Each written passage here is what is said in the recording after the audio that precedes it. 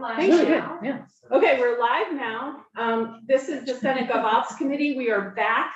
We are still working on H305. Thank you for giving us a little time to talk about childcare out on the front steps in the sunshine. But now we're talking about office professional regulations, and Ted Barnett from the Joint Fiscal Office is going to come up and walk us through the fees. He has a time constraint, so come on up. Sure. Ted, we are, you know most of us, yes? Is there anyone you don't know? I don't know Ted. Okay, let's introduce ourselves. Yes. I am Senator Ruth Hardy. Olivia Parker, committee assistant. Senator Claudia Lehoski. Rebecca White, Windsor County. Bob Norris, Senator Bob Norris is usually right here. I am in Washington County. Allison Clarkson, Windsor County District. Nice to meet you all, and nice to be in Senate Gov Ops for the first time. For the record, Ted Barnett, Joint Fiscal Office. And yes, I am supposed to be upstairs in 15 minutes. Okay. I will try and potentially pop down. My portion up there might be short, and assist if needed. A few questions, because there is a fee spreadsheet. That has Yes, about we 10 pages. have the spreadsheet Okay. on our devices for, do you need it, Anne? Yes. Are I you have okay it. on your She phone? I have it. insists Got on it. looking on her phone. I offered. Would the committee I'm good. prefer to see it up on the screen? Is it bigger there because we're all It is blind? The bigger there. Screen It is could be. giant, so Yes. Okay, then maybe that's the best, and then we won't have our devices. if you want to put it on the screen, go ahead. Let's see. But it's gonna be bigger on our devices too. And Lauren, you didn't testify, right? Who Lauren hasn't. testified? when it No, was just on? we ended. Just Becky. Becky? with Becky. Okay. Oh, Sharon gosh. Hardy, you may want my testimony while Ted is talking. If you want to introduce yourself for the record and scooch a little closer, Yeah, that'd then be great. if there are Yep. questions that Ted can't answer, Lauren might be able to answer them. For the record, Lauren Hibbert, Deputy Secretary of State. Excellent, thank you. And while Ted is pulling that up, do you want to just give okay, go ahead, Ted. I don't want to take your time because you have to go. Sure. So with my time, I just wanted to introduce you all to the spreadsheet and the methodology behind particularly the fee inflation. So in the first couple rows, they're pretty self-explanatory. Once you get to column 5, it's showing the year that the fee was last changed, in which legislative session. Column 6 shows the current fee amounts, both the initial application fee and the renewal fee. Column 7 is our inflation adjustments. So the vast majority of these fees were adjusted along with inflation, because some of them have not been adjusted in some time.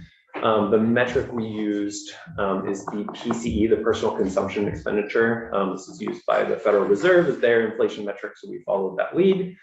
And broadly speaking, many of the fees were last changed, at least in the advisor pool, in 2017 or 2019. And so in those 2 years, in 2017, the fee increase would be almost 18%, and in 2019, it would be almost 14%. So the current amounts were inflated by the percentages in column 7 to give the fee amount for the amendment, which is in column 8. Column 9 shows the dollar amount of the increase. One thing to note, the fee amounts were inflated and then rounded to the nearest $5 for administrative fees. Column 10 shows the number of units in each profession, both in the initial and renewal. And then columns 11 through 13 show the fiscal year, the biennial estimate of revenue for each profession. These estimates were done biennially because many of these professions renew biennially. And so we looked at the estimate for fiscal year 22-23, did a projection with the fee increase in column 12, and then showed the additional revenue that would be generated by inflating fees in column 13. So that's the general structure of how the spreadsheet is set up. There are 3 broad pools of fee increases. So one is the advisor pool. In the advisor pool, the professions they share resources, they share kind of regulation resources. And so these are all kind of put together. On the board side, separate professions have their own boards and have their own resources to work from. And Lauren will talk much more about this. And then finally, we did this work for corporation fees. And I heard you all talking about UCC, those are included, but all of the different filings for corporations, nonprofit, limited liability corporations, those are on pages, let's see what pages they are on. Starting on page 6, our corporation fees. So that was the general procedure we went through in developing these fees. I'm more than happy to answer questions about kind of the mechanics of the fiscal side of things. I think questions about specific professions can go to Lauren.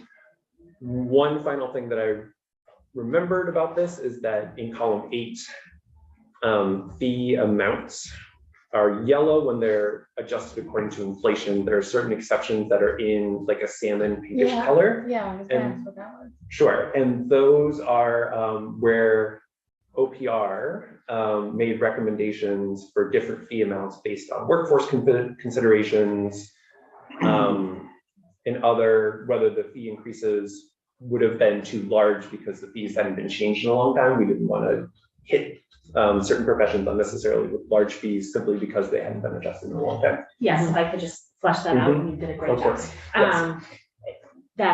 For instance, chiropractors is one of those professions, and it's because their initial fee had not been adjusted since 2001. And so we were looking at a 57% increase in their initial fee. That would have been untenable had we followed the inflation model. And so what we've done is found a reasonable balance where we are touching their fee, we are increasing their fee as is appropriate, but not that 57%. Okay. Can you explain the inflation adjustment percentages again? Sure. Each inflation adjustment percentage started with the year the fee was last changed. Okay, And then we looked at the amount of inflation that occurred between that. We took the annual average and then compared the annual average against the inflation index in December 2022. And so the amount of increase in that index, we applied that to each individual fee to bring it up to like a 2022 fee amount. okay, so just as an example, if we look at acupuncturists, because they are A, Mhm, they were last adjusted in 2019. mhm. So the 13.82% is looking at the inflation between 2019 and 2022, basically. Yes. Yes, okay. And the other nuance is sometimes the initial fee had not been touched for a very long time, Mhm. but the renewal has been touched more recently. So you'll see that too, like there'll be a different inflation amount for the initial versus the renewal. I see, okay. But And in are they acupuncture, it's the same. Okay, So my question, so I completely understand that all of OPR sort of like funds itself from within based on fees.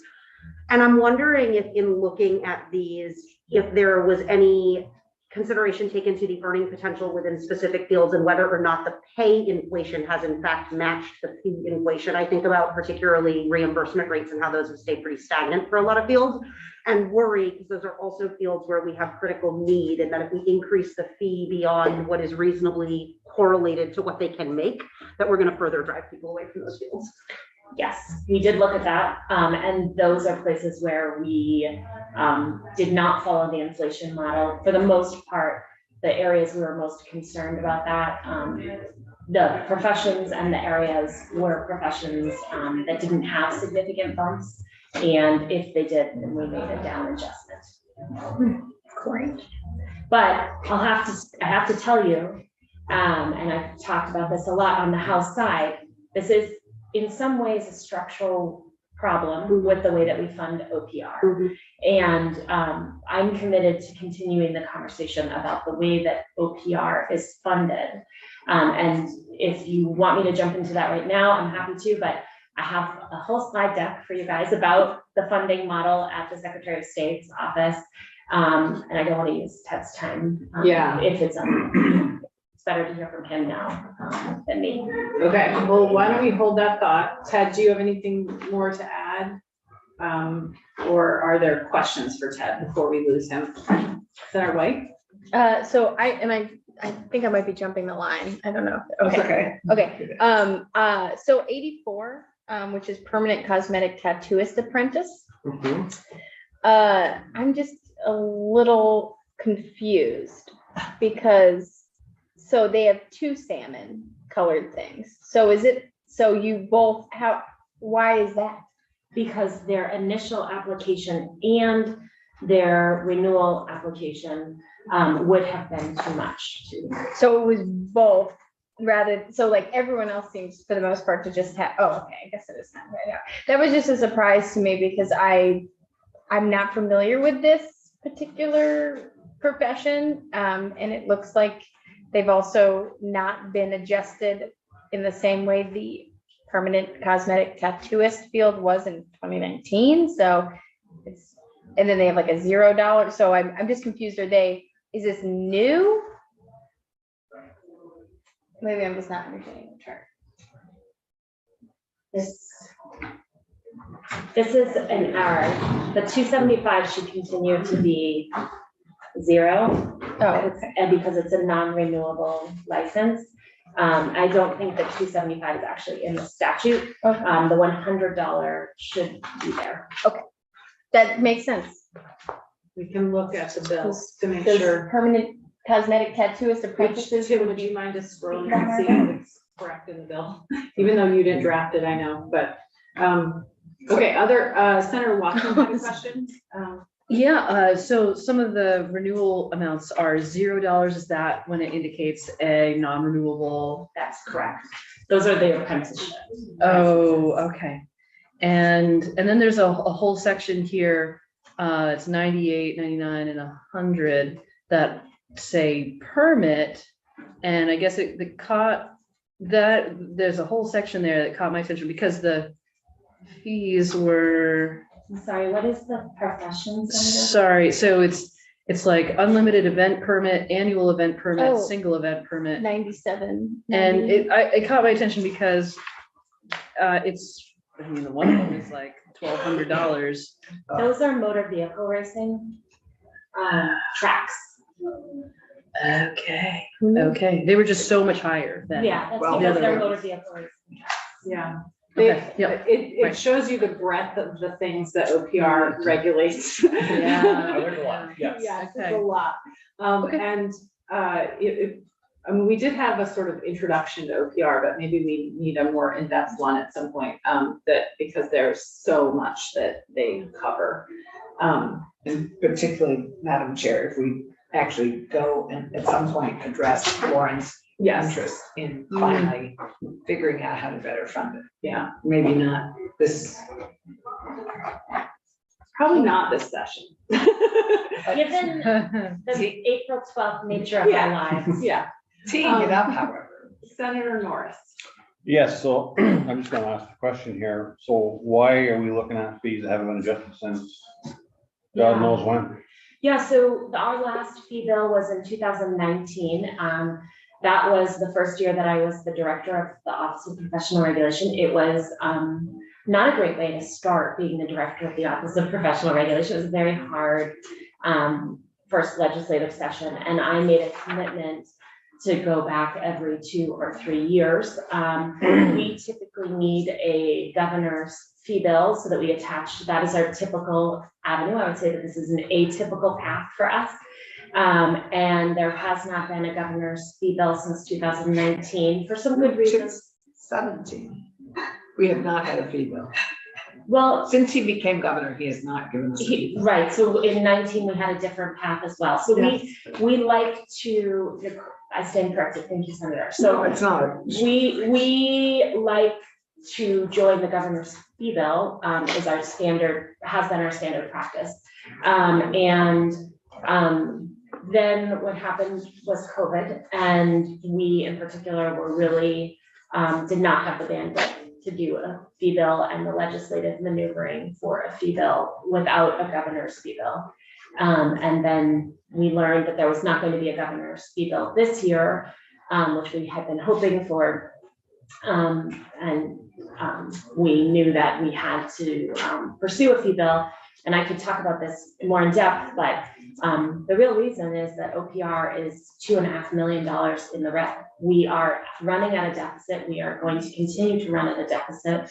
We are only fee-based. We do not receive general fund money, and our costs are not reducing. So we are trying our best to reduce costs. I have 3 positions in that division that we have not filled that we need because of the budget. We are renegotiating our lease so that we have lower lease rate. We have made strategic decisions with our IT platform to not make investments that we do want because we don't have the money. We have restricted board travel, because board and advisor travel to national conferences because we have not had money. So we've made some really hard choices, and the OPR budget is like any household budget. You have to figure out where to cut things, and I'm at the end of where I can cut things, and costs are continuing to rise.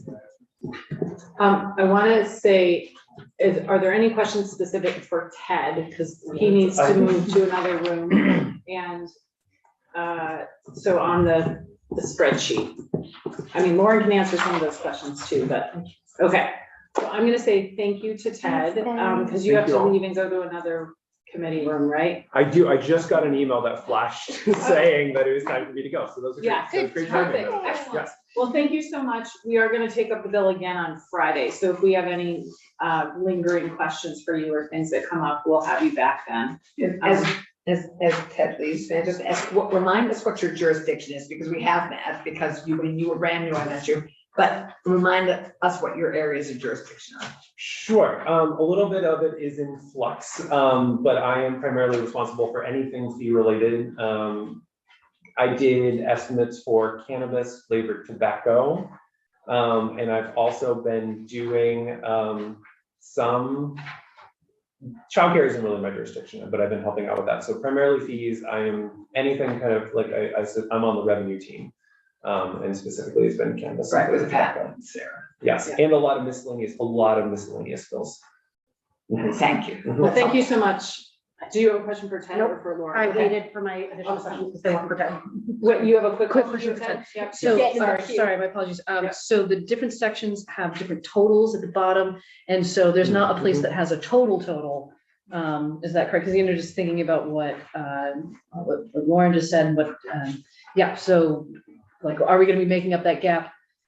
Anyway, I just wanted to check that there's no total of totals anywhere, right? Yeah, so this is a great thing to have on the record. So for advisor fees, we are estimating about $500,000 of additional revenue. For corporation fees, it's about 2.9, or sorry, for board fees, it's 2.9 million. The main thing for board fees is that may sound like a lot of money, but raising it in certain places, professions can't really share. And so that may not solve that, as Lauren says, it does not solve the problems within the Secretary of State. And you did a OPR fiscal, fund. did you do a fiscal note for the bill? There is a fiscal note when it was attached to H282. Right, do we have that somewhere, Olivia? We do, Yes. Okay. Yes, We'll post that and that will have the summary that you just said, I would assume. yes, In yes, the fiscal note, Anne, so you can look at Yes. that as well. Thank you. Okay, yes. we'll have you back if we have more questions, so I don't want to hold you up from your other committee, so Sounds good. thank you, Ted, very Thank you. much. And we're gonna keep Lauren at the table, and Senator Bukowski has a question once Lauren gets back settled. I have a couple, but like I said, I wanted to wait to get Ted's way in. Yes. Lauren, you may not know the answer to this question, but when the fee structure sort of started, was there any looking into, so like I said, sort of the average wage in relation to the fees, so that even as they raised with inflation, they would hopefully stay linked? Because just recognizing that, a business contractor probably makes a really different salary than, say, a clinical mental health counselor or a nurse or. So the fees are not supposed to be more than what it costs to operate the profession by statute.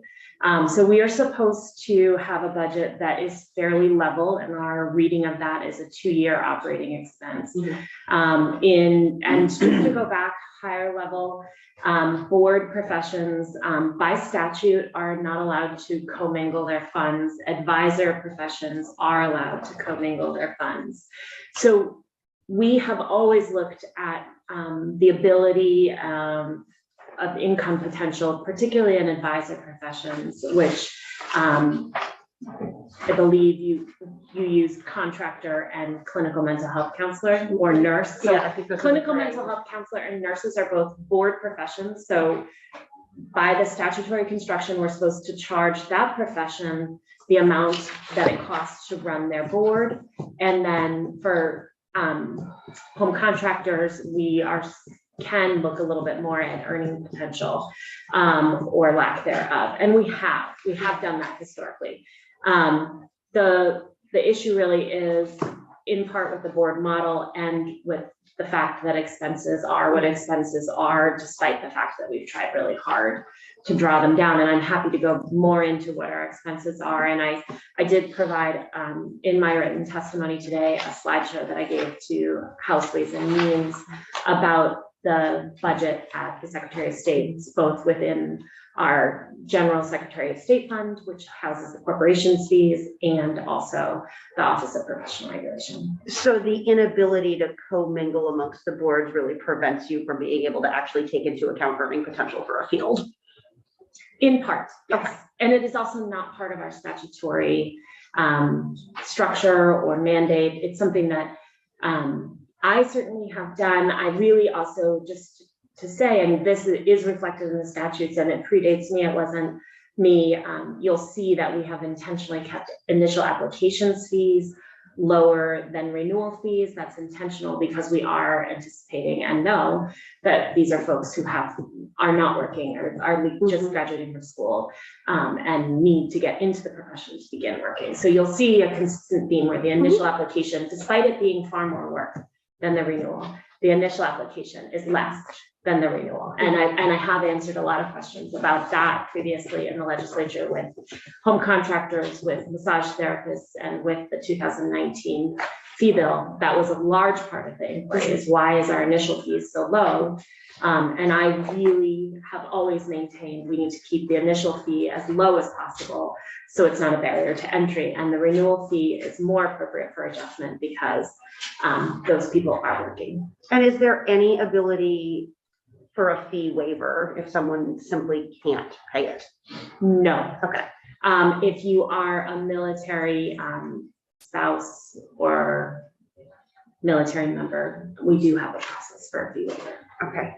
That is all really helpful. And to your point about the funding, I mean, I have significant concerns when we've got these fields like mental health that we can't get people in and people are on, I mean, I have a 3-year wait list. And we're applying a 17.98% inflation rate, yet we're funding these organizations with a 4% increase. So it just seems like, and this is not commentary to you and your commitment, it's a broader concern about sort of fees that are outpacing people's capacity to actually earn. So I don't have a great answer. I know, and I didn't expect you to, But- and again, it's not to But I do want you to know that in Ways and Means, and I've testified, I mean, Ted and I have testified extensively in Ways and Means this session.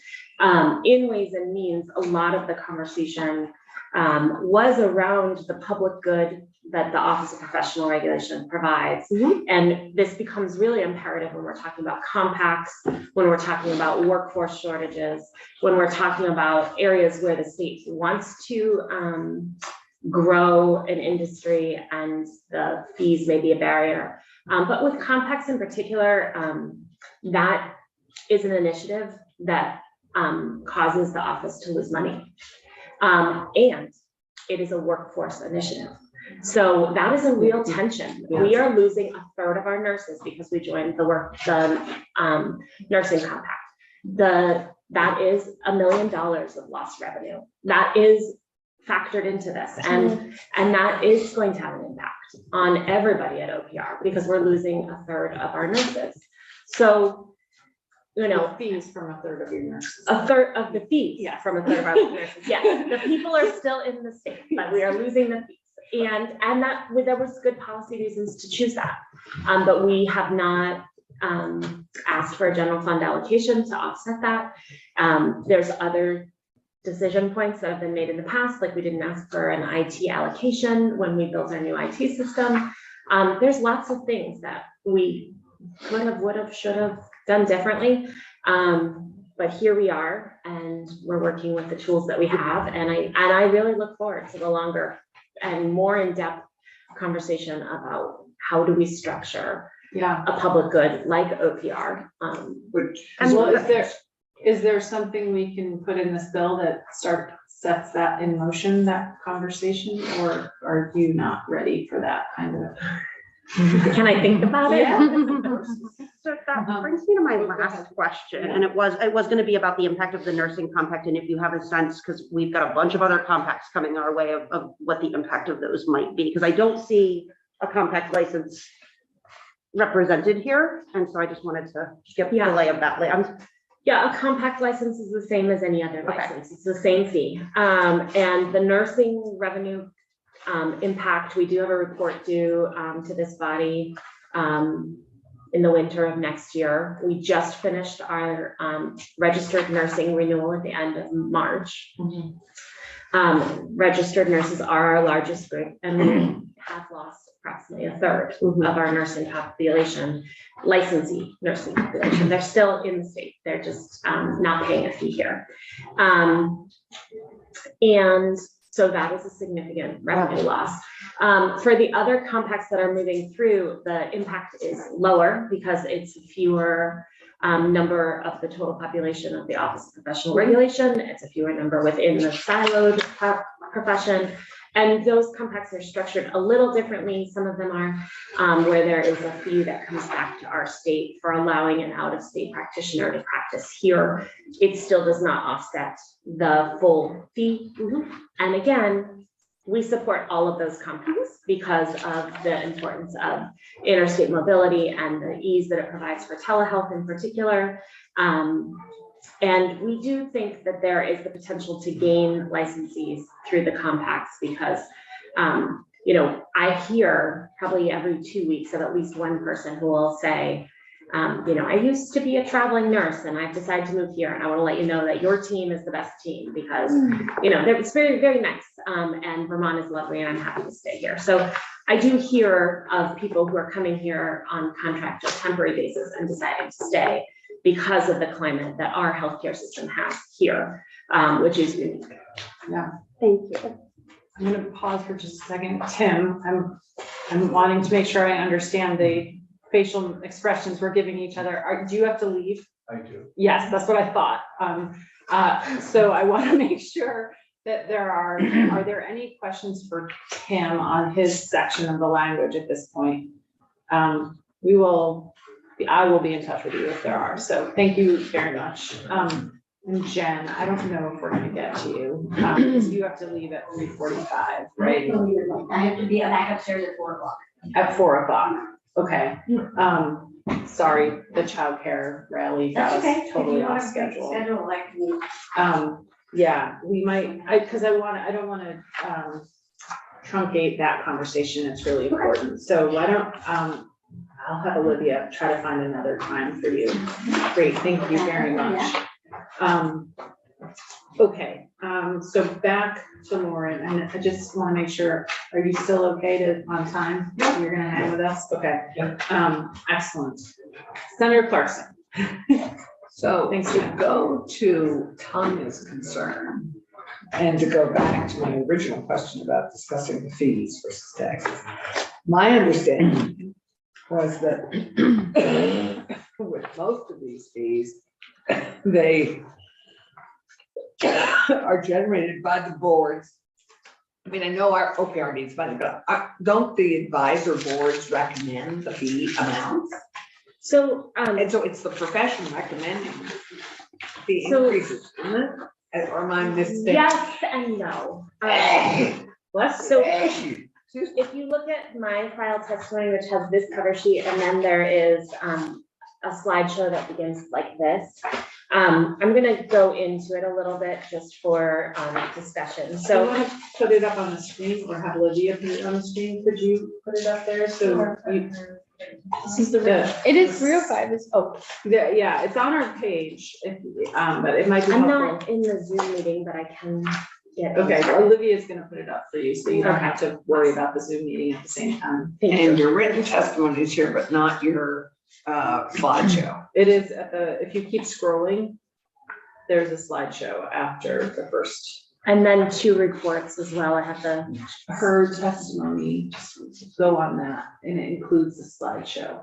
If you go, if there's one page and then the slideshow. Oh, there we are. and then just subsequent to that, just so the committee knows, there's the Sunrise report on the music therapy and the Sunrise report on art therapy are also all in that one Thank you. combined testimony. Oh, wow, okay. So just going through, we have 2 special funds at the Secretary of State's office. We operate almost entirely through special fund. We also do receive some federal grants through the HAVA, the Elections Assistance Commission, which is the Help America Vote Act. And our total revenue is 17.7. And we have 2 funds for that. The first is the Secretary of State Service Fund. And that covers, it receives all the revenue from corporations, and then it is allocated to divisions that are not the Office of Professional Regulation. So it covers the Elections Division, the majority of the administration, although a part of the administration is allocated to the Office of Professional Regulation. So like my salary, 48% of that is allocated to the Office of Professional Regulation, the SARA corporations, and then the majority of our IT. Historically, Finance and Management has swept money from that fund, and it has been about 1.5 or 2 million per year. That fund is currently stable. However, we have requested that the administration not sweep money this year, the traditional amount, because we're at the beginning stages of several large IT projects. We need to replace the corporation system. We need to replace the elections management system. We need to replace the campaign finance system, and we need to replace the lobbying system. So it's really, in this slide, I said it was 2, but it's because we've made a strategic decision since I created this slide to break the elections work up into separate RFPs. So it is 4 IT procurements that we're doing. And so what happens in a lot of departments under the administration is they come to the legislature and ask for an IT allocation for an IT project build. The Secretary of State historically has not done that. And we are telling the administration, instead of coming for that IT allocation on these projects, we're telling the administration, do not anticipate a sweep of our excess revenue in this fund because we need to retain it for our IT procurement. So that is what's happening. That's also why we are seeking the corporations fee adjustments, is they have not been adjusted for several years. And we know that we are going to have expenses that exceed what the fund can currently hold, is what we're projecting. So that is the next slide. And then there's the Professional Regulatory Fee Fund, which is for the 81 to 85,000 licensees that are within OPR. That is siloed. That's a special fund just for the Office of Professional Regulation. We have, the revenues have averaged around 6.1 million, but our expenses have averaged around 7.3. So that's why we are in the situation that we are in. And back again to the IT procurement thread, in 2017, when we went out for procurement, the system, our fund had a surplus in it. And we began work on our IT system. We didn't ask for an IT allocation because we assumed that the fund balance would cover it. There were multiple things that have happened since then. First, the IT platform was more expensive than we were anticipating, and I'm happy to talk about that in more detail if someone wants to get into that. But also, and we still have expenses around the IT platform. although we have a very successful IT platform and we've been able to do a lot of adoption. So there's pluses and minuses there. Then also we have lost licensees in some of our licensee groups. Part of that is because of the compacts. Part of that is related to COVID. We saw people choosing to not remain in the workforce, and our office is really impacted by those sorts of market pressures and what is happening in the world. So if you were a nurse and you were 63, we can drill down into these details. Many of those nurses chose not to renew their license because of the experience of being a nurse in 2020 was not pleasant, and they chose not to return to the workforce. So we lost licensees in many of our professions due to COVID. We gained licensees in some of our professions due to COVID. Real estate is one. We gained licensees, and you'll actually see in this fee adjustment that we're reducing the fees for real estate salespeople and brokers because we're at an excess revenue there. So that's really what we should be doing, is looking at our revenue every year and adjusting fees up and down responsive to the trends that we're seeing.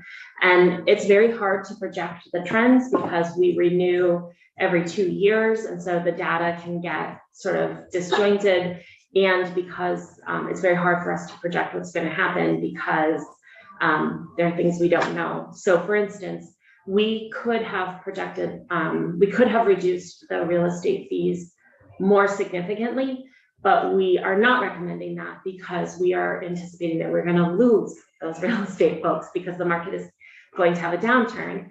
And there's going to be less people in the market doing those services. They're really a canary in the coal mine for the economy. So when there is a boom, those numbers jump. But when there is a downfall or the interest rates are so high that I don't even know how anyone can afford a house right now, that's a tangent. But you know, Can I stop you for a sec? I see we have people in the room about pharmacists, and so I just wanna, so that they don't have to hang out unless they want to. You're welcome to hang out with us always. But I just wanna just to get on the record, and we lost Stephanie from the Medical Society, but we have her bag. we have her bag, so maybe she's coming back. We'll check when she comes back with her bag. Is the language that's in the bill, you're all on board with it? Okay, I see heads nodding, because I didn't ask anybody to testify, but nobody asked me, so I assumed everybody was good, because you would come screaming to me if you didn't like it. So, It's Jimmy Kimmel at CBS, yes. Yeah, okay. Okay, and that, from your perspective, I'm sure that some have changed, yes. you're good, okay. And you guys are, OPR is good, and We are, and I just want to say on the record here with these folks here that what's not in the language is a commitment from the office to do some work over the summer around some of the pieces that we could not come to agreement on. So one of the pieces that we could not come to agreement on was vaccination of children above 5 to adult to 18 of the non-flu COVID vaccines. So this bill allows pharmacists and pharmacy technicians to provide the approved vaccinations for people over 18, and then for people under 18, it's still prohibited with the exception of the COVID, flu, and combined, if that occurs. And then the other piece was around testing in pharmacies and diagnosis and treatment around those testings. And that's the other piece of the conversation that we're committed to continuing over the summer and possibly coming back with proposed language in next year's OPR. okay, And we specifically did not want it to be a report because we can't sign up for any more reports. yeah. Okay, I hear you on that. But we have your commitment on the record, and so Yes. I'm sure that you're good on your word. And thank you for helping to work out that Thank you. agreement, and we'll make sure when Stephanie comes back that she's good with it too. But it will help the bill move forward with everybody on board with it. And I think the committee down the hall might just want a little bit that everybody agreed on the first. Yeah. Just so you know. I'll just say, just because I have the chair, that I would be really grateful for the stakeholders that we were able to go up into the cafeteria, figure this out. Yes. Complicated issue, multiple perspectives, multiple push and pulls, and really grateful that we were able to come around to consensus for now. I'm hopeful we'll be able to come up around to consensus, or at least identification of clear places where we will not have consensus for next legislative session. Yeah, That work doesn't happen unless there's willing stakeholders. So a very public thank you to the stakeholder groups. thank you all. It makes our job easier if you guys all agree too. And I just, this committee doesn't know, but these stakeholders, not just the pharmacists, but all of these sort of healthcare stakeholders, including OPR, worked tirelessly during the pandemic to agree on a lot of things during the pandemic and to keep all of the profession's abilities to actually do their really crucial work. So it's really great that those relationships are continuing to provide fruitful I think it is agreements. the silver lining from a legislative It perspective. was. Because I'm sure there are others, but for me personally, the relationships that our office has now are stronger, more vibrant, more honest, more transparent than they ever were before COVID, and I'm really grateful for that. Yeah, me too. It's really amazing to see you all just huddle and figure it out. Yeah, awesome, go. Okay, great. So thank you both for that, and then you don't have to listen to all the fee stuff. And I haven't forgotten about you, Leland. I do want Leland to come up and chat for a little bit.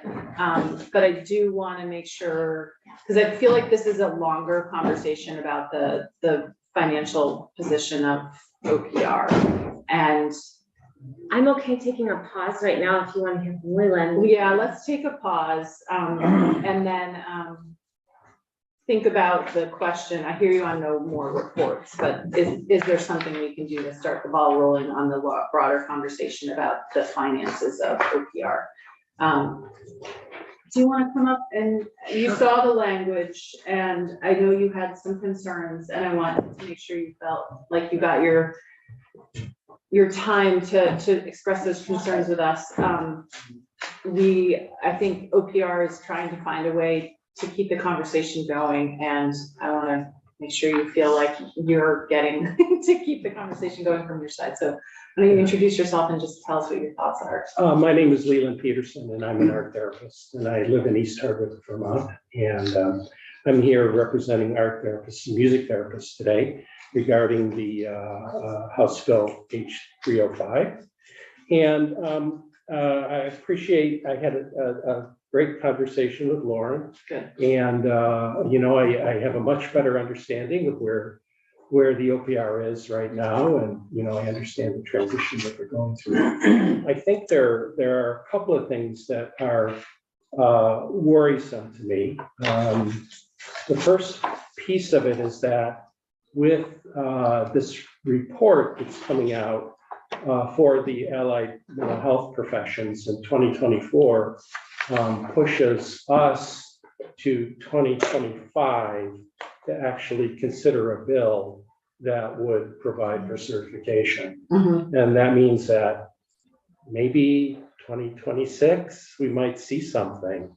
And that's a long ways away for us. We've been pushing this for a long time.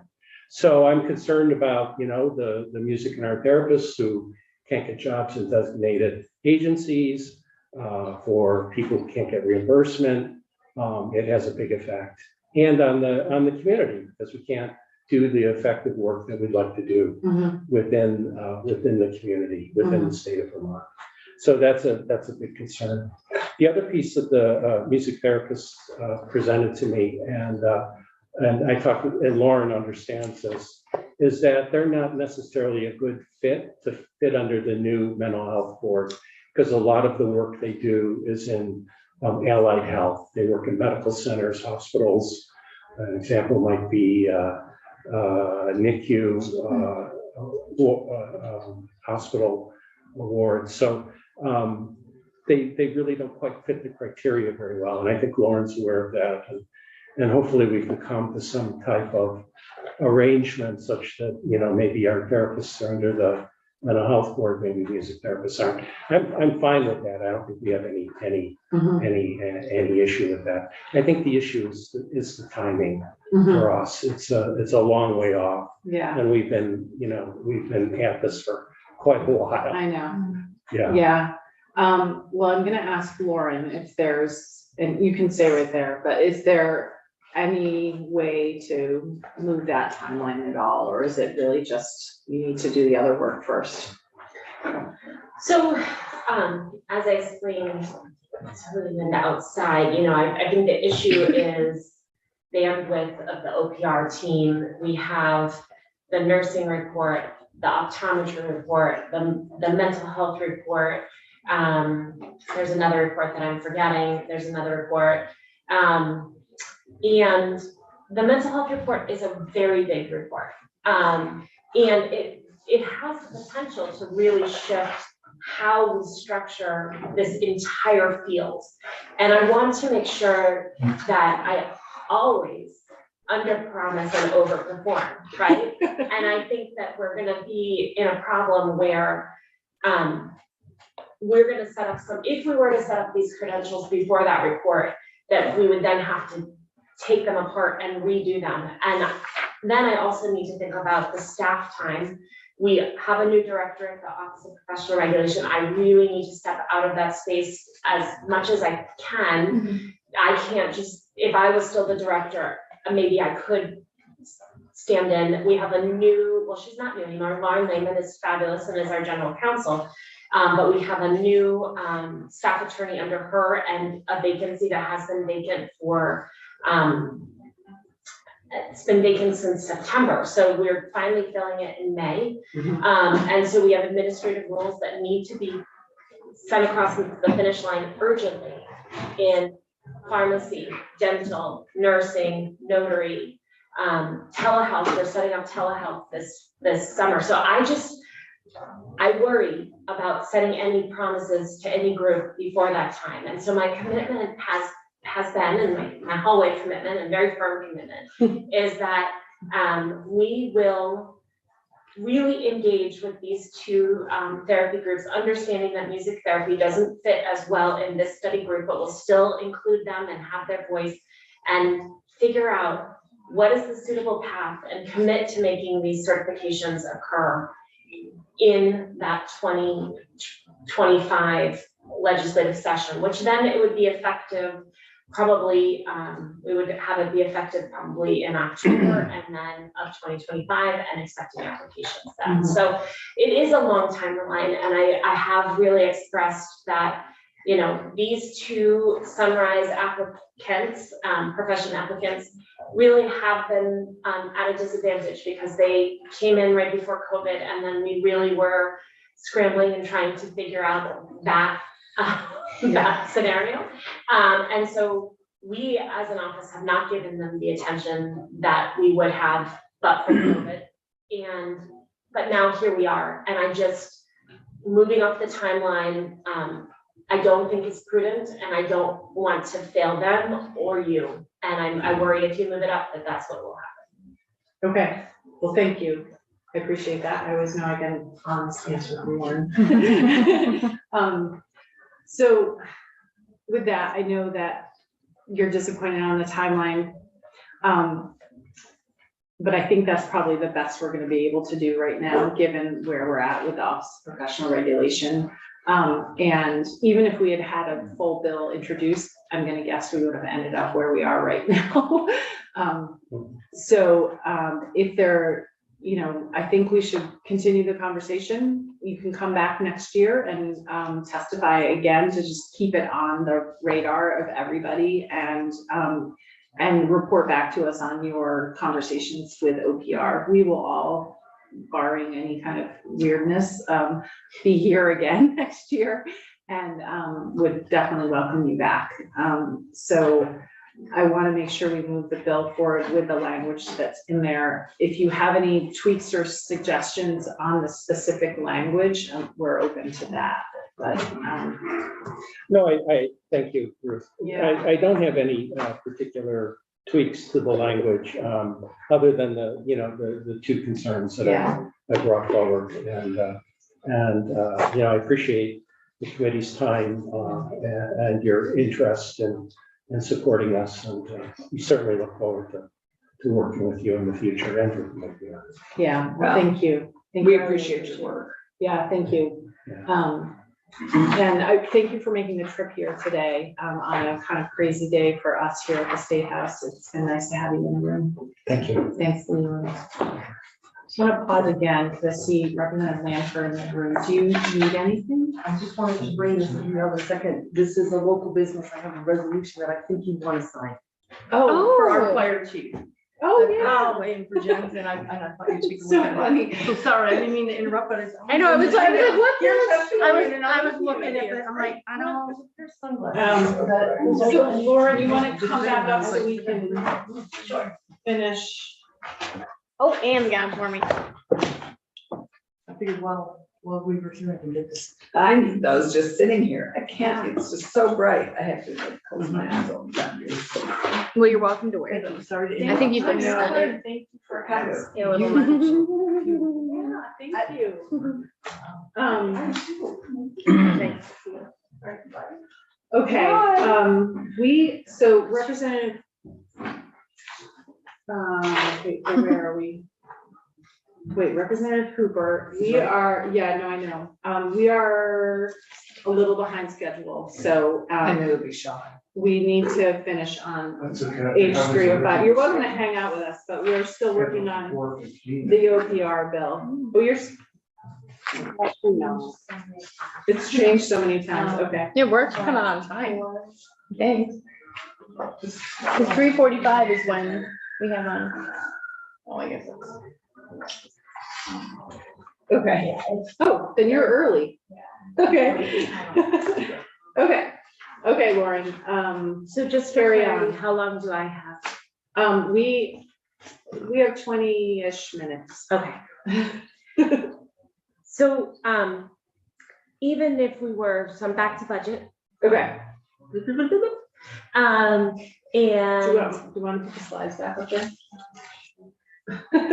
Even without our IT spend, we would be essentially flat, and quickly becoming into the negative. Just to be clear, we, so I'm on the professional regulatory fee fund slide, and then go into the board budget model, but staff costs are consistently increasing. We support this, and so we need to budget anticipating that increase. And then our IT costs are also consistently increasing. The only place where we can make really any adjustment is our rent. And we are currently working with BGS to reduce our footprint because of hybrid work and renegotiate our lease rate. We were an office that was dislocated due to Tropical Storm Irene. And so we entered into a lease here in Montpelier at, I believe, the second highest lease rate in the state for a state agency. So that is, we are committed to staying within Montpelier. We really want to move into the Capitol complex.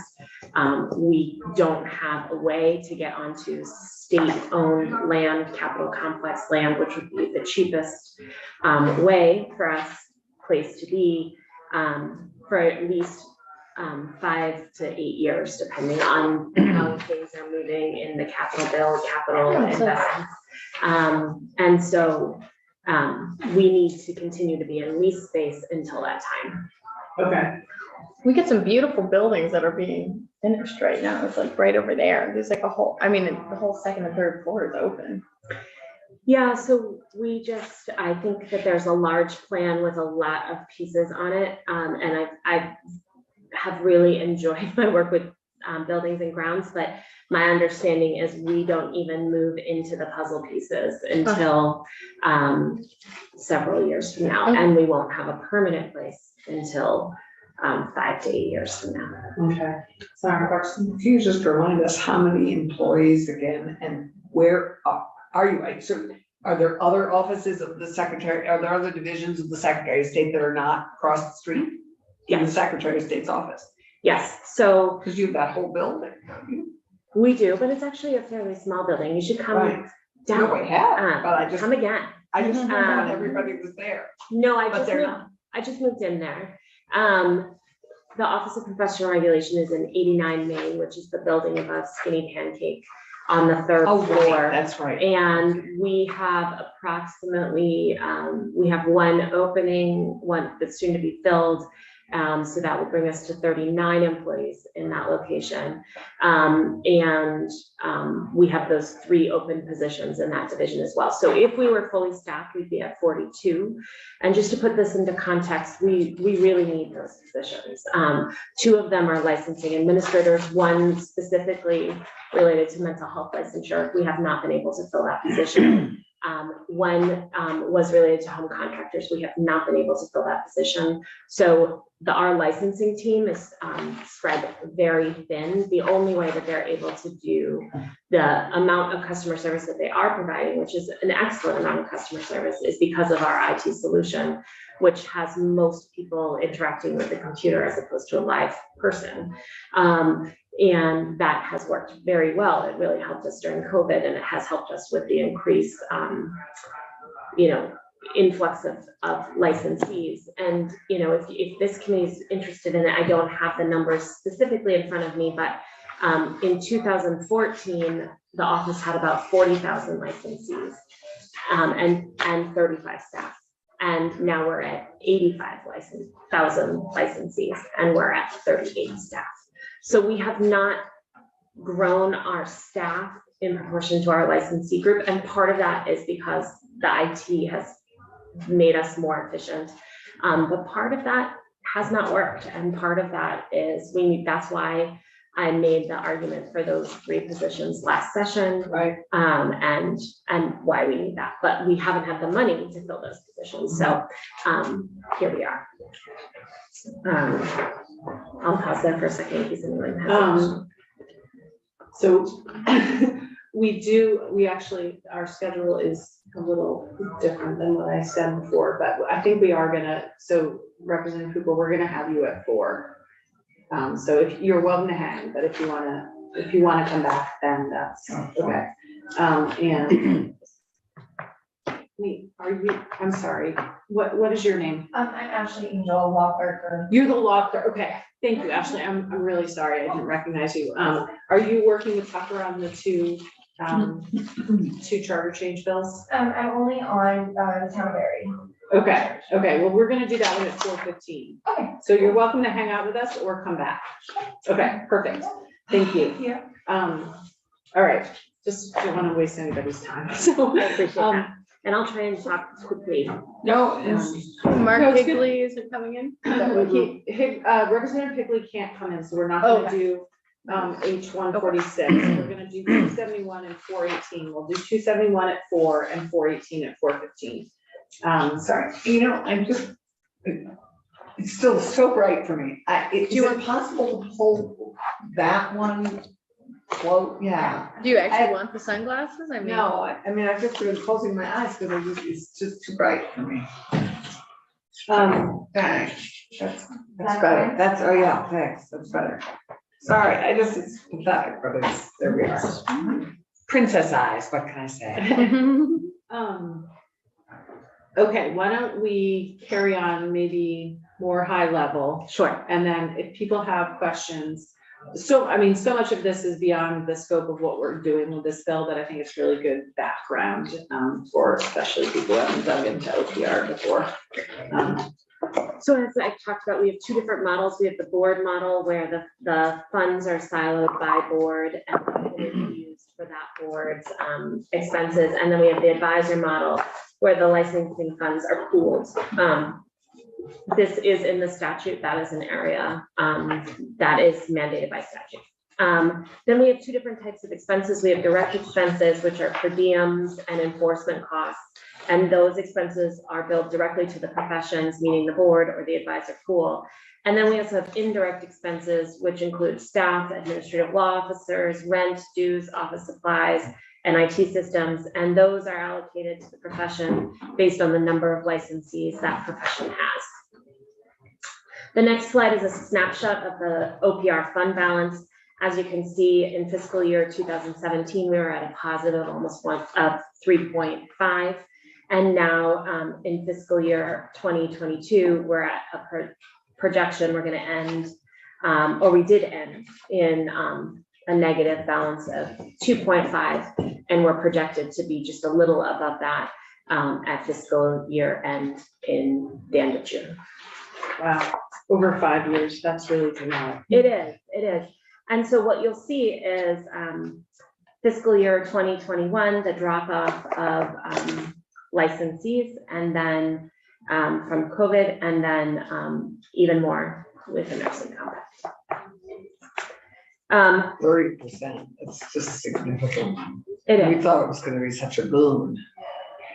No, I think Lauren was pretty honest with that. Bill was in my committee, pretty honest about what the impact it would have on fees. Yeah, no, I Yeah. remember, because we had it here and with you, and, Yeah. but it is, so it's just always something to take into consideration when we talk about the compacts and the reciprocal licensing. It is. And they pay a fee still in Vermont, but it's a lower fee, is that right? I mean, they have to stay registered here. for the nurse compact, they do not. They don't have to stay And licensed for the here. They majority just- of compacts, that is not the model. But for telehealth licensure, yes, and that was a big piece of the legislation last year, was we didn't want to lose somebody from Connecticut who's providing telehealth here, let's say in social work currently today. Currently today is different. Previously, before COVID, they would have had to have a full Vermont license, a full Vermont social work license to provide telehealth to a Vermonter, even though they were living in Connecticut. Then during COVID, we relaxed licensure and deemed licensure for all out-of-state professionals who are licensed in another jurisdiction, so that they could provide services within our state or telehealth services within our state. That was really important work, particularly when you think about the fact that in many parts of the state, our residents receive their care in New Hampshire or Massachusetts or New York. And so that made it so that those folks, particularly when there were the restrictions on travel outside of state borders, could still get healthcare.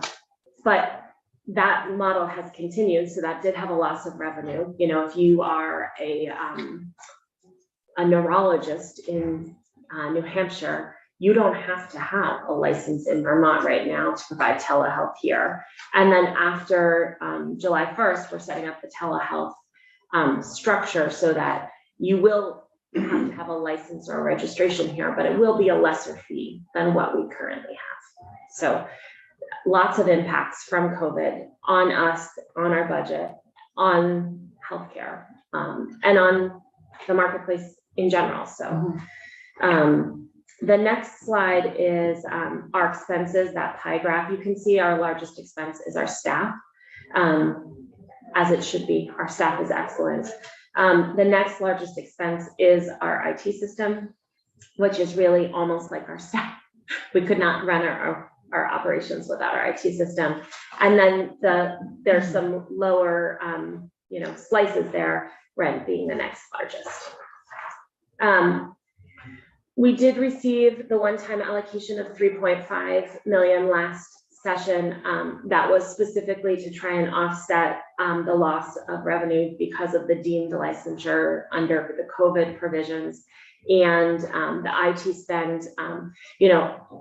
It's crazy to think about now, but that in March and April, we were having to create 164 new pathways for people who could not take an exam but were otherwise qualified to practice. So the entire exam industry was disrupted because of COVID. So people were graduating from school, fully trained up but unable to take the exam, and our system had a hard stop. If you answered, "I have not taken an exam," you could not go forward in our system. So we had to create 164 pathways in the system to accommodate the fact that the exams were not allowed.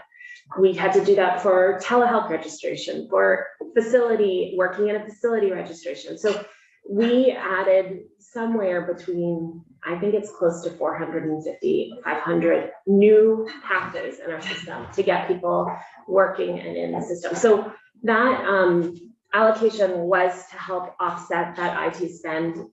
It clearly did not do that. We were spending quite a bit of money at that time trying to accommodate.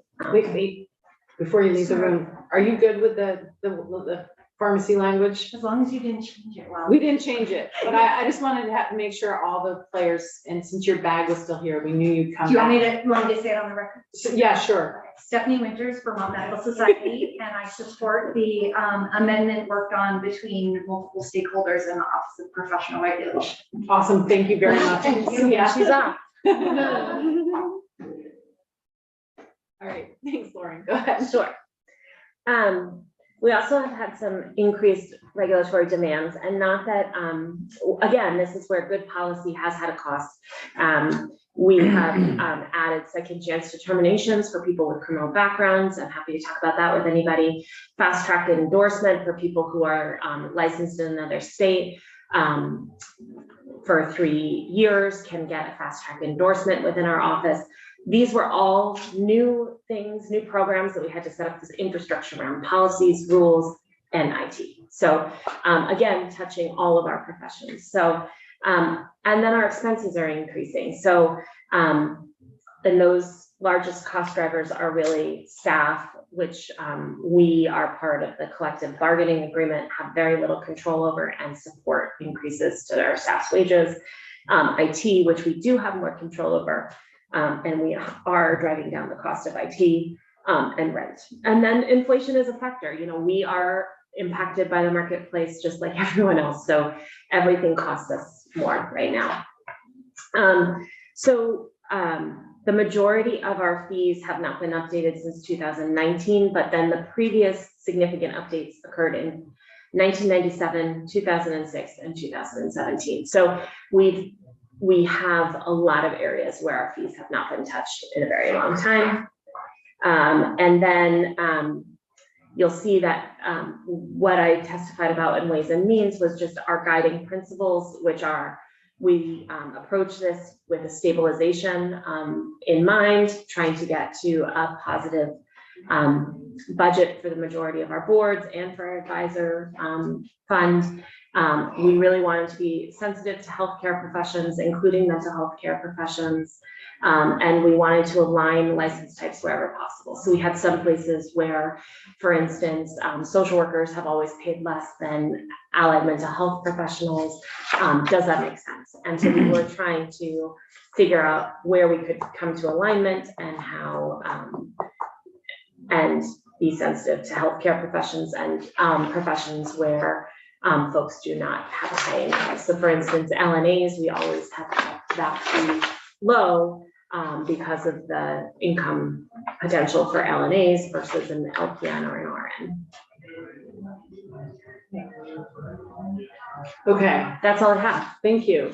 Are there questions for Lauren? Oh, this is good. Senator White. Thank you, Chair Hardy. So I appreciate that you're coming to us to talk about fees, because it seems to be kind of a buzz in the building in general, is the concept that the governor has chosen not to again give us a fee bill.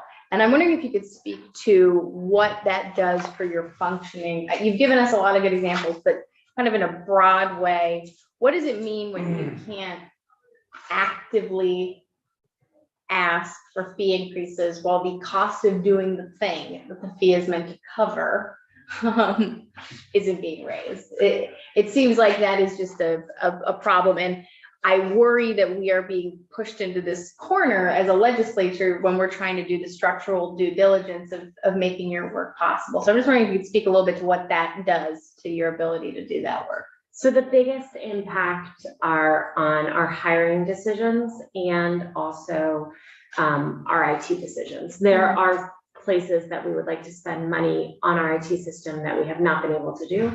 There are also people who have not been able to hire because our salaries are,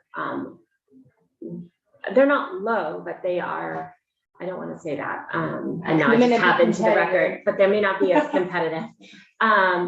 And there are people that we would want to raise their salary, and we have not been able to do that. And then you think, and then what I've said, those 3 positions that we have not been able to fill. And I really want to emphasize that the people within the Secretary of State's office, in the Office of Professional Regulation, are some of the hardest working people in state government that I've come across, and so dedicated to the mission, and excellent. And so, we obviously want them to get the benefit of the collective bargaining agreement, and they need those adjustments for their daily living, but that does have an impact on our budget. And I guess the only other point I would make is it feels, so I had a constituent who came up to me in the co-op and felt very strongly that we should not be raising any kind of fees because her taxes would go up. And I know Senator Clarkson had made that point that the taxes and fees are different. But what I'm worried about is if we keep having a structural deficit without raising the fees, you're still having a cost of doing business already. And that's not talking about the possible improvements that you'd like to do.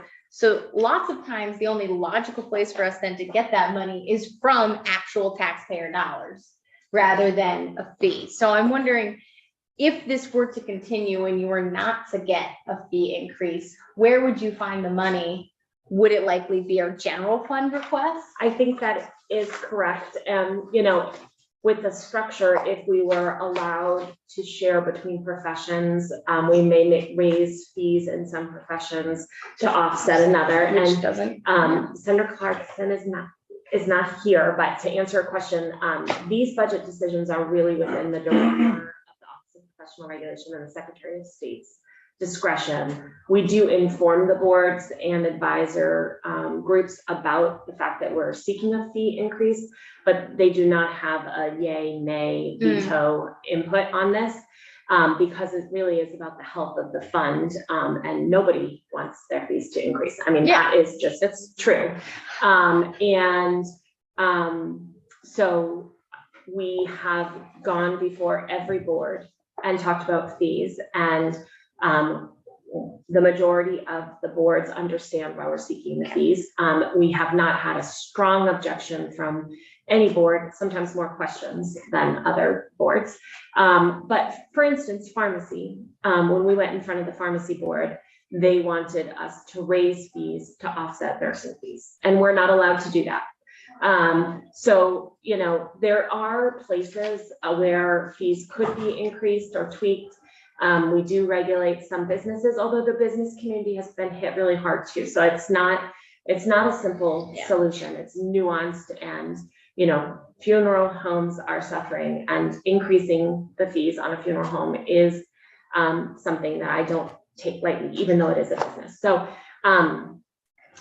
we're trying to make a reasonable steps this year and commitment to talking about the structure in the future.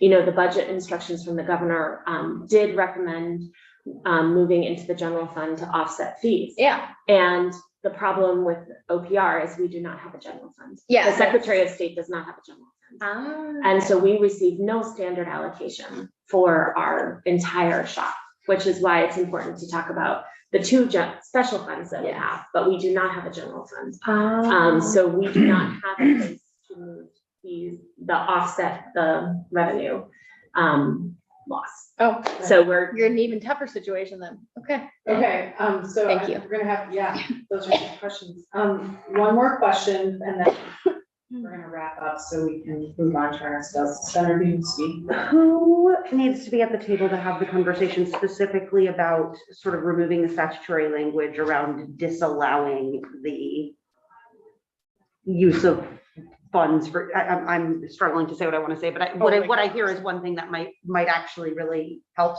here in the board-based professions is getting rid of that disallowance that you commingle funds. That's the word I was looking for. I think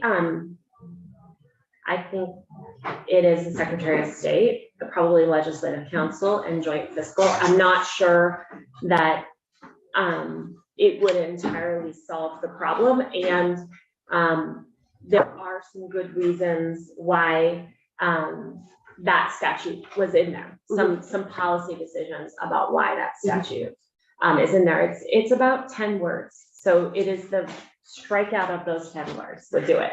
But there's a lot behind the strikeout of those 10 words. Yeah, no, I appreciate that. I just, you know, as I'm thinking and really hearing sort of that there's even desire within these fields to recognize, hey, I'm a pharmacist, I make $120,000 a year, and nurses or, you know, mental health workers are making 30. We can pay a little more, like that income sensitivity in because so many of the fields that you regulate are starving for workers. Yeah, and there's a wide disparity of income even within a set profession as well. So, you know, we could go into it quite a bit. There's quite a few mental health workers that are making quite a bit, and then there's some that are not making any. And it's somewhat the structure of the delivery of mental health services in our state. Yeah, and there's a report coming on that, Senator Demos. I think you know about that report. Yeah. I don't think we're gonna solve the structural problems in this bill, but we are gonna move the fees forward. And the other amendments, we are gonna take the bill up again on Friday.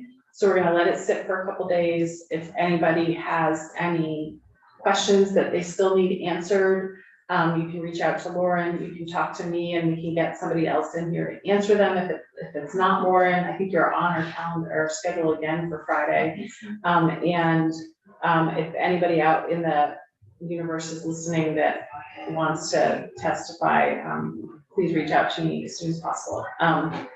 Because we're gonna vote the bill on Friday, because it needs to move along, because it needs to go to finance and possibly to approves.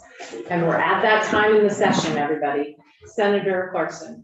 I would just like to say that if something occurs to you on how to advance it without a report or a study, on how to advance this work,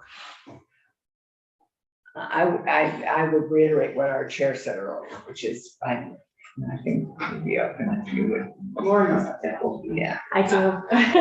All right, thank you very much, Lauren, for all of your work and for your explanations today and bringing all of this to us. We really appreciate it, and we'll see you Friday. Thank you, and I want to say thank you. I know it's really hard to contemplate raising fees on anybody. Yeah. And I appreciate you hearing out why we're here today and your time. Yeah. Thank you. All right, committee. I know it's been a long afternoon already. We did have a break though. We had a break, and hopefully you all got outside. We do have our some sun. Excuse me, people in the room. We have two charter change bills. We're gonna start with H 271. And Representative Cooper, if you could come up and join us at the table. Here you go. So we're gonna.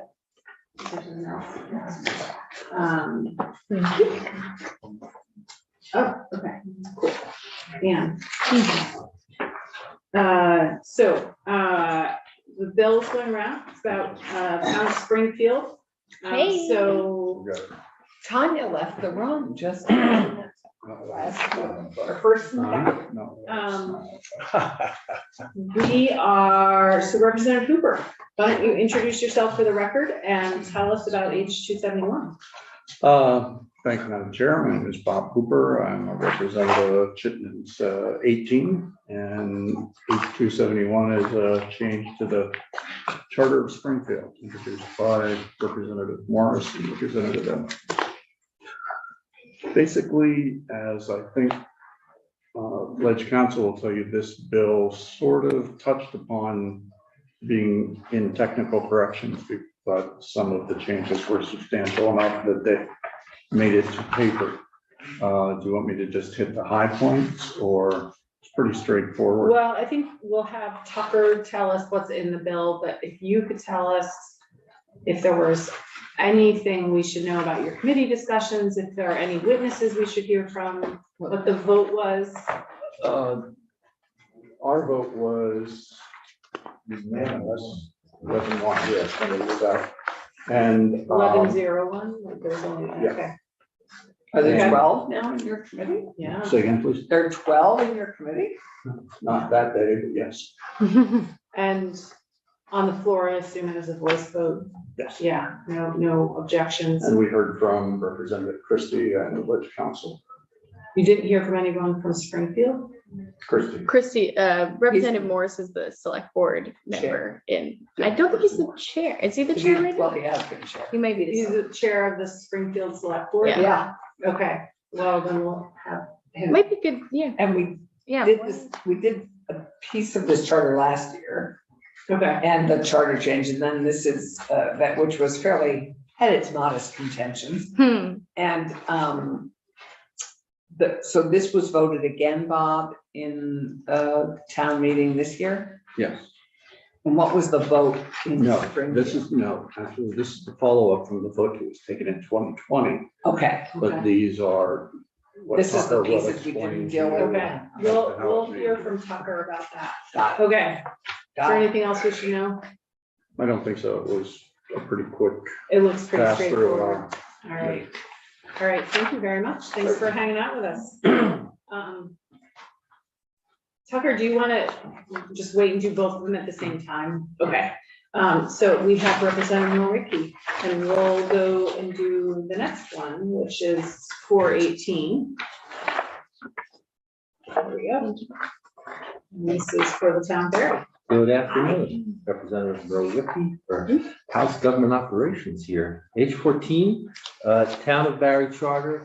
This may be the closest thing to a simple bill. Is it really? It's a continuation, though, I think, of what we've seen this year in town charters, that there seems to be a trend of moving away from having some positions that were elected positions now become appointed positions, primarily because of the challenge of filling those positions. And what this bill does, basically, it takes two of the formerly elected positions, listers and constable, and makes them appointed positions. In this case, appointing of an assessor who will be hired, and the constable will be an appointed position. And one of the pieces was that, within that was to make sure that constable either does not exercise any law enforcement authorities and only can do that if they are certified in accordance with 20 VSA 2358. The town did approve this, and I think it was actually 2 years ago that they approved this. We did hear from, May 10th, 2022. They voted on this. Representative McFawn of Barrytown reported this, came to our committee, reported this to us, and shared that there was, he didn't have an exact vote, but there was a very strong vote in favor of this. And there was a very strong vote in our committee and on the floor. Excellent. Was it unanimous to your committee? It Or- was. Or, yeah, okay. And did you hear from anybody from Barry? I mean, from the town of Barry, the official? Representative McFawn. Is he on the represented select them. board? He has been, I don't know if he is now, but Okay. he was there Maybe representing the Senator, interests of the town. Watson can suggest somebody from Barry. Sure. Okay, cool. Any questions for Representative? Let's go town. Awesome. Thank you very Thank you. much. Thanks for waiting for our crazy schedule. So efficient. Tucker, come on up. So we'll go back to Springfield and If then, you'll excuse me, if you have any questions. yeah, we know where to find you. Thank you very much. Thanks, Mike. Go ahead. Good afternoon, Tucker Anderson, Legislative Council, starting with H271. The background on this bill is that, as Senator Clarkson said, you did deal with the Springfield Charter. I believe the senator said part of this charter. You dealt with the whole thing. The Okay. bill, as introduced, was 80+ pages. It was a complete rewrite of the Springfield Charter. There was some cleanup. The bill was held by the General Assembly over a biennium. because of COVID. And when it came back, Legislative Council, me, had done a statutory revision of Title 24 Appendix, and so much had changed, either being corrected for grammar or legalese, what have you, and also for gender neutral changes within the Springfield Charter, that the bill had to be completely rewritten. And in the process of that change, plus the bill changing hands between House Government Operations in this committee, I believe 3 times, and a subsequent rewrite, multiple amendments, there were multiple errors and omissions introduced into the 80+ page bill over the course of the 2.5 years that the bill made its way through the General Assembly. Some of them were corrected in the technical corrections bill that you all passed out very recently, but the pieces of H271 you have in front of you were omissions. So these couldn't be classified as technical corrections because these are things that were just missing from the bill as it was enacted and need to be added into the charter to get that charter closer to what was passed by the voters 3 years ago now. Okay. So in section 2, you have the amendments to the charter. And starting on page 2, I'll give you a run through of each of the changes here. So first is in section 5, the town had intended to strike from their ordinance procedure provisions changes in the town's zoning and subdivision bylaws. So those are set outside of their ordinance procedures. Same page in section 11, they had originally proposed in subdivision B1 to require that all the voting members of their charter review committee be registered voters of the town. So that is added in there.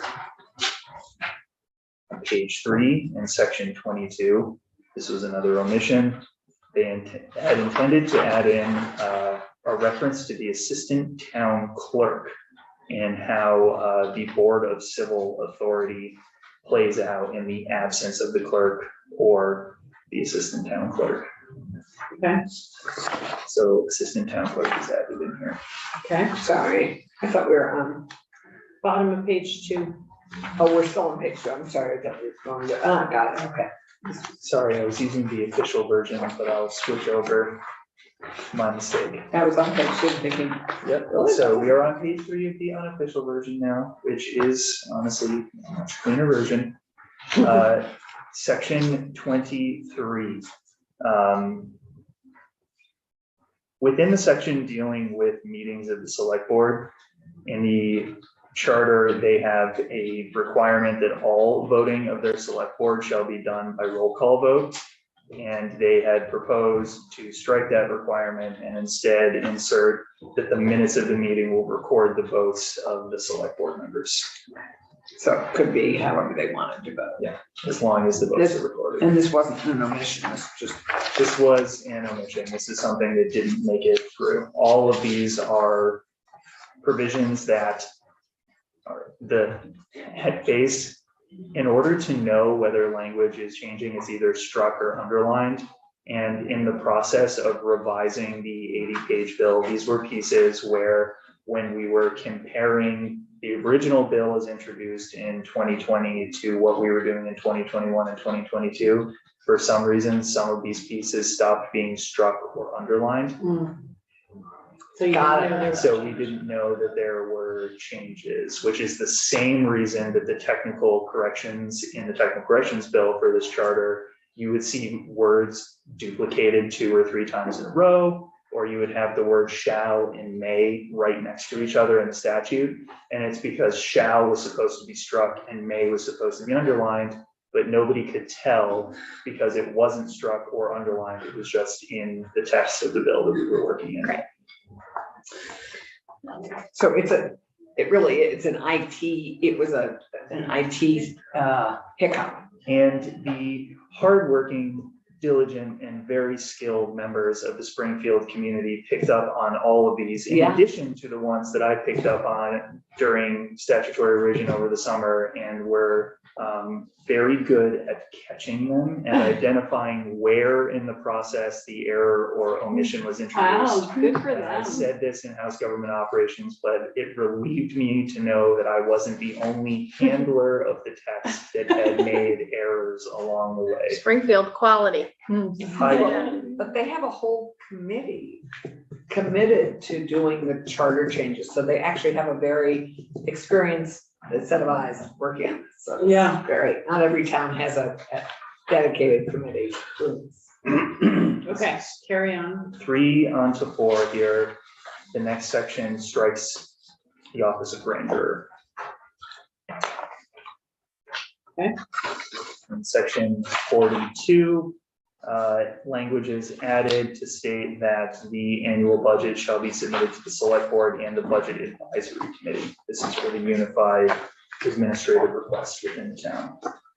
In section 44, the name of this section was redesignated from capital reserve funds to just reserve funds, and this strikes capital in subsection A so that it's consistent with the section overall. Okay.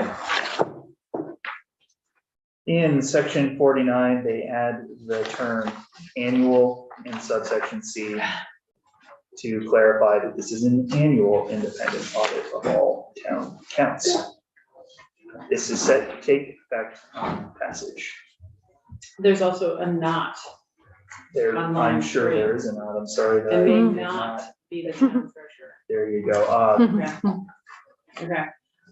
So, thank you, Tucker. I'm gonna just say that, given that these are really technical corrections, I don't think we need to hear from anybody from the town. Because I trust that Tucker worked it out with them. Does anybody feel like we need to hear from another witness on this one? No, Okay. Tanya and I had a lot of fun with this. Okay, so, we'll let it sit and vote it tomorrow. So, just. I had feelings when I saw this on the agenda too. Well, unless, I mean, I generally don't want to vote it the first time we've seen it, just in case somebody comes screaming to us overnight and says something. So we'll just vote it out tomorrow. Right. And then, so how about, let's move to H418, unless anybody has questions on 271. Who is going to report? Well, you and Senator Clarkson I know, can duke it out because it's both of your districts. So why don't you decide and tell us tomorrow? Okay. You want to come on up? Yeah, for H418.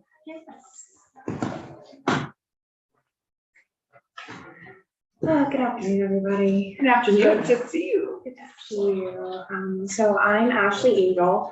I am the law clerk for the Office of Legislative Counsel, and I will be reporting on H4118, which is the approval to an amendment to the charter of Berrytown.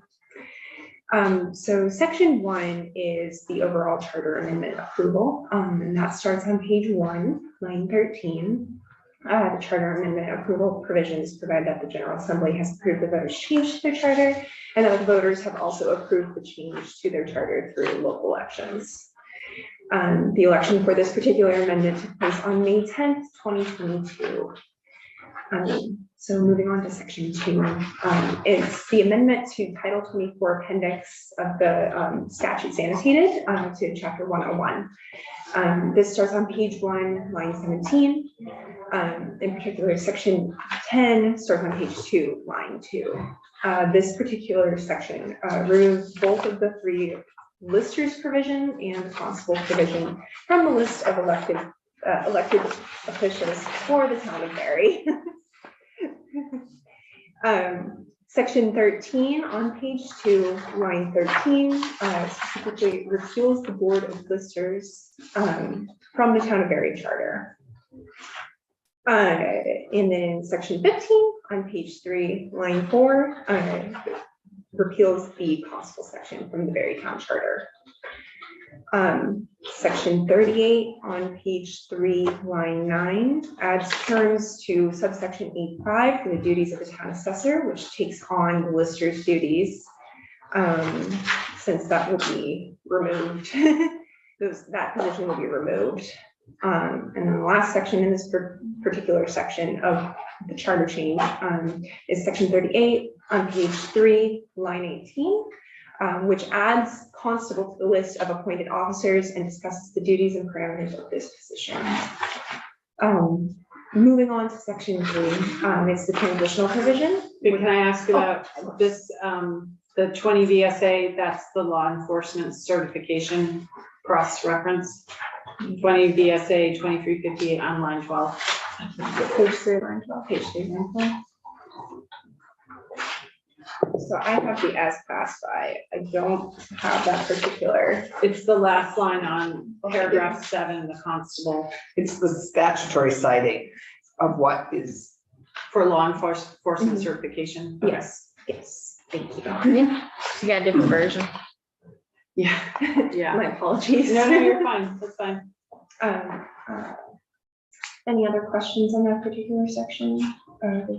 Well, and I guess we should have asked Mike this, but we just went through this, many of our towns did, and we voted to keep our elected listers because they aren't controlled by the select board. Now, with all these moves, everybody's controlled and hired by the select board, which is interesting and different authority and challenge. But I'm most concerned that they're replacing probably 3 listers in a big town with 1 assessor. So I think that's a concern, and I'm wondering how that's possible. The work of 3 can be done by 1. We will have somebody in from Berrytown to talk to us about it. And we just lost Mike. These are not technical. We'll have some, and maybe Senator Watson can suggest somebody. Let's finish going through the bill and then we'll talk about it. Answer. Oh, I can't. Go ahead. Sure. The next section is section 3, which is the transitional provision, which starts on page 4. This allows for the current elected constable to stay in place until the new one is appointed. And this section also eliminates the town board of listers. These changes will take place as soon as the governor signs the bill into law. Will we override his veto on this? His hometown, right? Who knows? Okay, any questions for Ashley? I do have a question. Yeah, go ahead. Do you happen to know, so that back up in section 1, it says that this was approved by the voters on May 10th, 2022. There is not normally an election in May. Was this either a special election or perhaps the budget didn't pass or something, and so this was revote opportunity and That's very. tacked on this issue? Possibly too. The second question from Topper. Yeah. I don't know. Okay, no, that's all right. right. That. Okay, Just curious. do you have any of that information, Tucker? I don't, but I actually suspect that that might be their annual meeting date based on their charter. I'll have to double check that. But yeah, the reason is sometimes these Berry Town charters come in New Year's because they are often, in my experience, voted out later in the spring and sometimes straddle biennium because the session is wrapping up by the time we actually get the certification from the Secretary of State. Got it. So for example, we didn't get this one until June of 2022. Got it. I did see online for the tally of the votes. I did see it was like the annual, just the annual meeting late. So. Okay. Well, we can also talk to them about it. The vote, the town The vote. vote and then the question about going down from 3 people doing a job to 1 person doing a job. So is there somebody besides a representative that you want to suggest? So Paul White is, Oh. I know, right? Okay. I believe he's the select board chair. Okay, good. So Olivia already knows how to get a hold of Paul White. We'll ask him to come in and talk with us about this next time we do it. Thank you, Ashley. My pleasure. Thank you so much. You're welcome. So we'll hear from Paul on H 418. And if there are other people, if anyone wants to hear it from the town of Barry or whatever, let me know. H 271, is everyone comfortable with just moving forward that tomorrow? We'll just let it sit for a night in case something comes up. So if we can try to put that on for a vote tomorrow, that'd be great. Awesome.